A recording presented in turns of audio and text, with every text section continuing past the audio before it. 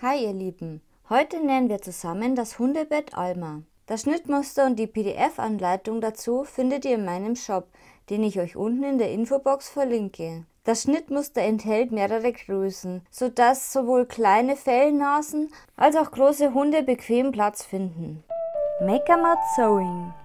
Nähen mit der Maus. Zuschnitt und benötigtes Material. Schneide die Seitenteile A1 und A2 in der benötigten Größe jeweils zweimal aus. Wenn du sie aus verschiedenen Stoffen machen möchtest, ist jeweils ein Teil aus Innenstoff und ein Teil aus Außenstoff erforderlich. Versäubere die Teile einmal rundherum. Die genauen Maße findest du in der Tabelle im Schnittmuster. Das Schnittteil B benötigst du 4-mal. Auch hier kannst du, wenn du möchtest, 2 Teile aus Innen- und 2 aus Außenstoff machen. Bei mir sind Innen- und Außenteile gleich. Versäubere sie einmal außen herum. Das Bodenteil D und E benötigst du jeweils einmal aus Außenstoff. Versäubere die Teile rundherum an den Außenkanten. Bei Teil D bleibt eine Seite unversäubert. Schneide den Endlosreißverschluss auf die Länge von Teil D zu. Der Zipper muss dabei vor dem Zuschneiden aufgefädelt werden. Statt einem Endlosreißverschluss kannst du auch einen Wäschereißverschluss verwenden. Das ist schonender für den Boden. Alternativ dazu kannst du dir auch einen Stoffschutz nähen. Dafür benötigst du ein Stoffstück in der Größe von 6 x 7 cm. Wenn du Schaumstoff als Füllmaterial verwenden willst, benötigst du zusätzlich zu den Schnittteilen 4 Stoffstreifen in der Länge deiner Seitenteile. Die Streifenhöhe entspricht der Schaumstoffhöhe plus 1 cm Nahtzugabe oben und unten. Schneide die Streifen zu und versäubere sie einmal außen herum. Das Bodenteil C benötigst du einmal aus Innenstoff. Versäubere das Teil einmal außen herum. Optional kannst du zwischen Außen- und Innenstoff noch Paspelband nähen, um einen schönen Abschluss zu erzielen. Wenn du das Paspelband aus dem gleichen Stoff nähen möchtest, schneide die Streifen im 45 Grad Winkel zum Fadenlauf zu. Die Streifen sollten etwa 3,2 cm breit sein. Lege sie dann rechts auf rechts im 90 Grad Winkel aufeinander und nähe sie an der Spitze zusammen. Schneide anschließend die überstehenden Ecken ab und biege die Nahtzugaben auseinander. Wiederhole diesen Vorgang, bis du die gewünschte Länge erreicht hast. Nun benötigst du eine etwa 4 mm dicke Kordel. Lege die Kordel mittig in das Schrägband und fixiere sie mit Stoffklammern.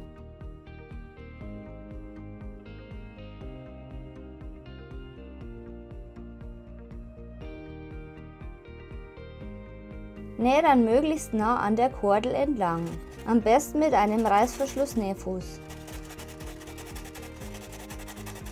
Fertig ist dein selbstgemachtes Paspelband. Eine ausführliche Anleitung findest du im eingeblendeten Video. Zusätzlich benötigst du noch Füllmaterial oder Schaumstoff. Optional kannst du dir auch ein Kissen dazu nähen. Dafür brauchst du 2 Rechtecke, deren Größe im Schnittmuster angegeben sind. Nähanleitung.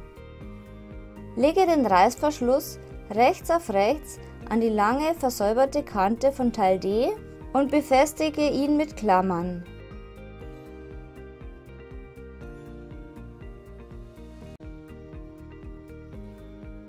Nähe ihn dann mit 1 cm Nahtzugabe fest, wobei du den Nahtanfang und das Nahtende verriegelst. Verwende dafür einen Reißverschlussnähfuß.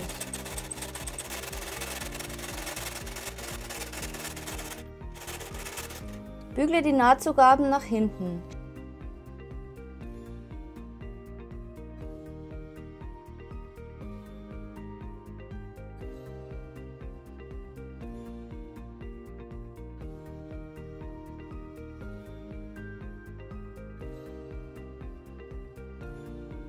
Steppe den Reißverschluss anschließend knappkantig ab und verriegle auch hier den Nahtanfang und das Nahtende.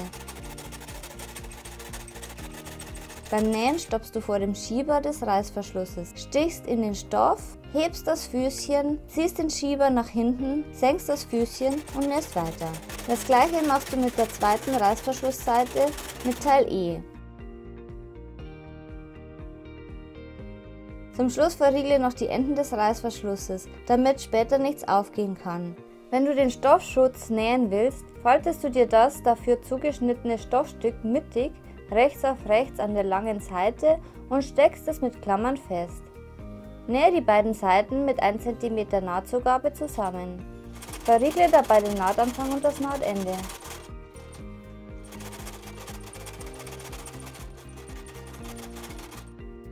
Schneide die Nahtzugaben zurück.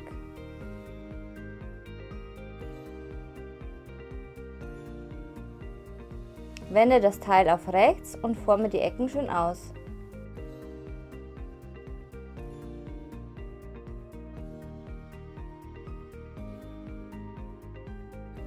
Stecke das genähte Teil mittig auf eine Seite des Reißverschlusses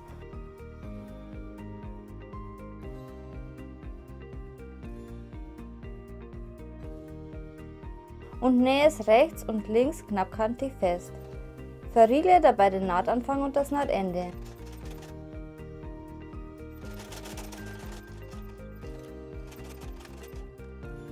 Lege das Teil C auf die zusammengenähten Teile D und E und prüfe, ob sie die gleiche Breite haben. Falls nicht, schneide sie auf die gleiche Größe zu. Wenn sie gleich sind, kannst du die noch nicht versäuberten Seiten von Teil D noch versäubern. Danach markierst du an den Bodenteilen die Nahtzugabe von 1 cm an den 4 Ecken. Stecke dann das Teil A1 mit dem Einstieg aus Außenstoff rechts auf rechts an die kurzen Seiten der Teile B aus Außenstoff.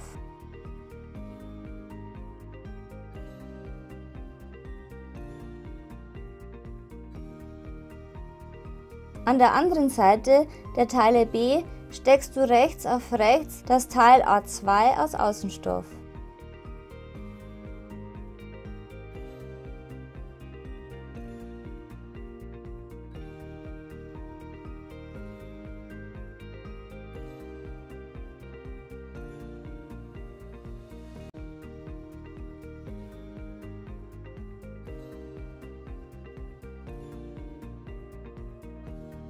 Das ergibt einen Stoffring. Markiere am unteren Ende der Teile 1 cm.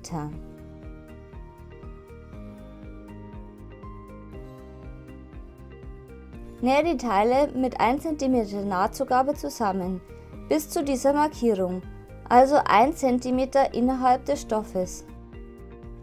Verriegle den Nahtanfang und das Nahtende.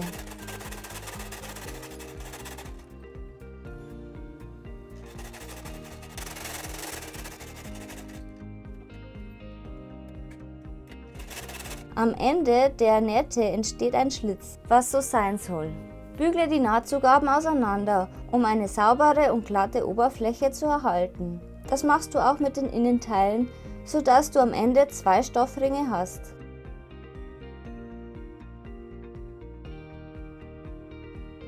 Lege die beiden Stoffringe rechts auf rechts zusammen und stecke sie zunächst oben an den 4 Nähten zusammen.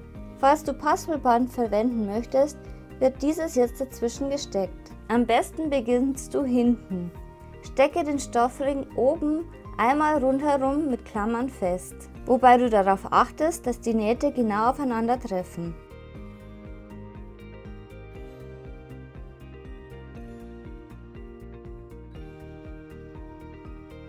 An den Ecken am Ausstieg schneidest du kleine Dreiecke im Nahtzugabenbereich aus dem Paspelband aus und steckst dieses so um die Ecken.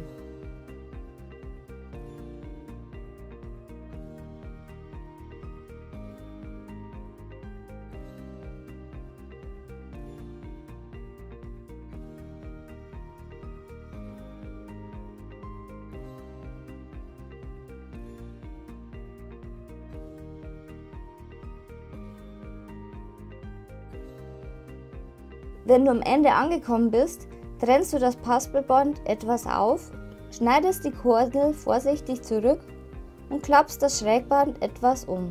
Stecke dieses Ende dann über den Anfang, sodass eine saubere Kante entsteht. Nähe anschließend einmal rundherum so nah wie möglich an der Paspel entlang. Verwende dafür einen Reißverschlussnähfuß. Stelle, wenn möglich, die Nadelposition so nah wie möglich an die Kordel.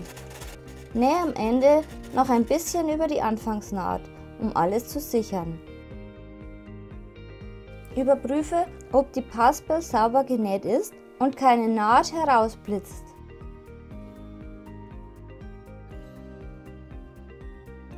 Falls doch, kannst du noch einmal vorsichtig drüber nähen, um ein perfektes Ergebnis zu erzielen. Wenn du Probleme mit dem Annähen des Paspelbandes in einem Schritt hast, kannst du es in 2 Schritten annähen. Stecke es dann zuerst auf einen der beiden Stoffringe rechts auf rechts fest und nähe es im Nahtzugabenbereich an. Dann steckst du das Paspelband mit dem zweiten Stoffring fest und nähst den Rest genauso wie zuvor gezeigt. Danach kannst du die Nahtzugaben noch kürzen, insbesondere an äußeren und inneren Ecken im Einstieg.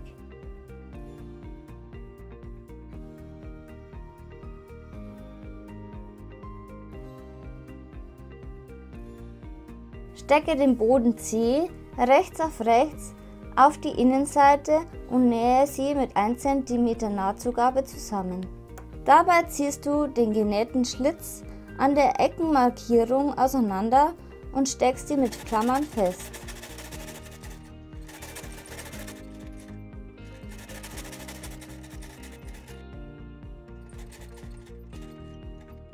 An der Ecke nähst du genau bis zum Knick, stichst dann mit der Nadel in den Stoff, hebst das Füßchen an, drehst den Stoff um 90 Grad, senkst das Füßchen wieder und nähst weiter.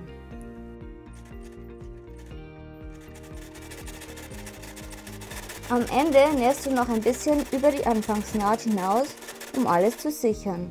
Wenn du das Bettchen mit Schaumstoff nähen möchtest, steckst du dir jetzt die zusätzlichen Schaumstoffstreifen abwechselnd rechts auf rechts zusammen. Am unteren Ende der Teile, wo später der Boden ist, markierst du dir 1 cm. Nähe die Teile mit 1 cm Nahtzugabe zusammen bis zu dieser Markierung, also 1 cm innerhalb des Stoffes. Verriegle dabei den Nahtanfang und das Nahtende. Biege oder bügle die Nahtzugaben auseinander. Stecke den entstandenen Stoffring an die Seitenteile. Beginne an den Nahtzugaben.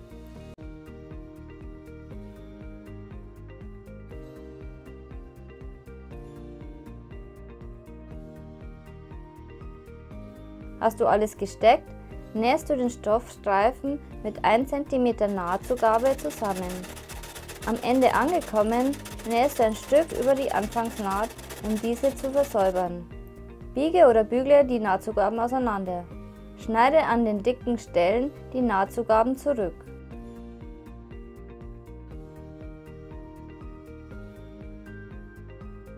Wenn du stattdessen Füllwatte verwenden willst, stecke das Bodenteil mit dem Reißverschluss rechts auf rechts an die äußeren Seitenteile, genau wie bei Teil C gezeigt. Öffne vorher den Reißverschluss ein bisschen. Falls du die Enden des Reißverschlusses noch nicht verriegelt hast, solltest du das vor dem Öffnen noch nachholen. Beim Schaumstoff kommt dieses Bodenteil an den Stoffstreifen. Nähe die Teile dann wieder mit 1 cm Nahtzugabe zusammen. Kürze die Nahtzugaben an den Ecken.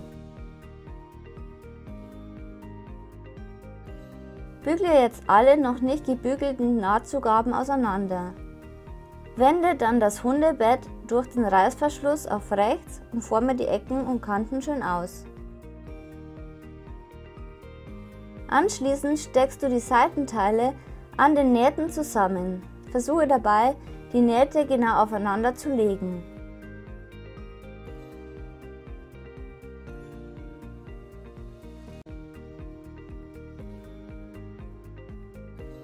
Das machst du bei allen 4 Seiten. Nähe die Teile auf der Außenseite zusammen. Lass in der Mitte eine handbreite Öffnung in jedem Viertel offen. Nähe dann genau im Nahtschatten, also zwischen den Nähten.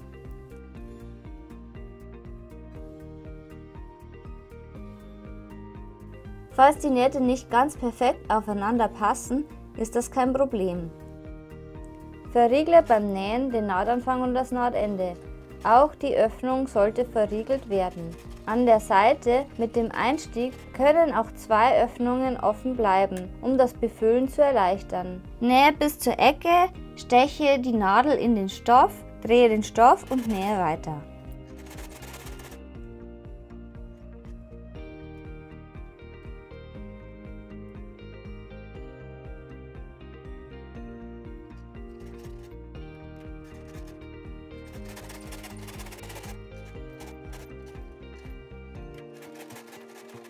Wenn du alles genäht hast, kannst du über die Reißverschlussöffnung und von dort in die einzelnen Öffnungen der Seitenteile die Füllung hineinstecken. Beginne dabei mit 3 Seiten. Fülle zuerst die Ecken aus, damit sie gut ausgeformt sind, und dann den Rest. Sobald 3 Seiten fertig befüllt sind, steckst du die 3 Öffnungen mit Nadeln zu und nähst sie wieder im Nahtschatten fest. Die 4. Seite mit der Öffnung muss von Hand genäht werden, da man nicht mehr unter die Nähmaschine kommt. Halte den Stoff dabei mit einer Hand immer gegen, damit du spürst, wo du auf der anderen Seite herauskommst, um im Nahtschatten zu nähen. Bei sehr dickem Stoff kann es notwendig sein, dass die anderen Öffnungen auch von Hand zu schließen. Ein Fingerhut kann beim Schließen der Naht nützlich sein. Steche am Ende nach innen und vernähe die Naht von innen. Jetzt kannst du den Schaumstoff oder die Füllwatte unten einfüllen. Wenn du lieber ein Kissen machen möchtest, statt lose Füllwatte, schneide dir das Rechteck, wie in der Anleitung beschrieben, zweimal zu. Stecke die beiden Rechtecke rechts auf rechts mit Klammern zusammen und nähe sie mit 1 cm Nahtzugabe fest. Lasse dabei eine Wendeöffnung offen. Bei dieser verriegelst du den Nahtanfang und das Nahtende. Wenn du möchtest, kannst du die Rechtecke vor dem Zusammennähen noch versäubern. Wende das Kissen durch die Wendeöffnung auf rechts und forme die Ecken schön aus.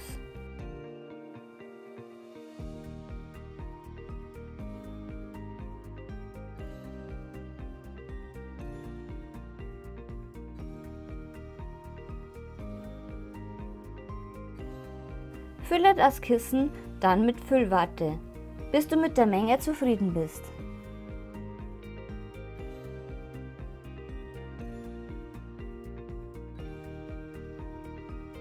Zum Schluss schließt du die Wendeöffnung, indem du sie feststeckst und entweder mit der Nähmaschine drüber nähst oder einen unsichtbaren Stich verwendest.